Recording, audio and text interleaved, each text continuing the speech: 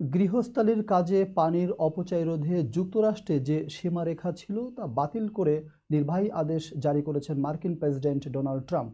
গত বুধবার এই নির্বাহী আদেশে স্বাক্ষর করেছেন তিনি।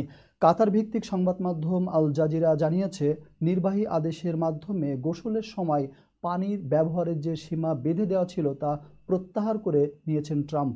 নির্বাহী আদেশ জারির পর ট্রাম্প বলেন, আমার ক্ষেত্রে আমি সুন্দরভাবে গোসল করতে চাই, আমার দারুণ চুলগুলো যত্ন নিতে চাই, কিন্তু চুল ভেজার জন্য আমাকে পানির নিচে 15 মিনিট অপেক্ষা করতে হয়।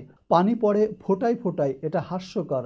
মার্কিন প্রেসিডেন্ট আরও বলেন, হাত ধুতে স্বাভাবিক যে সময় লাগার কথা তার চেয়ে যদি 5 গুণ বেশি সময় লাগে তাহলে আপনি কিভাবে কি করবেন?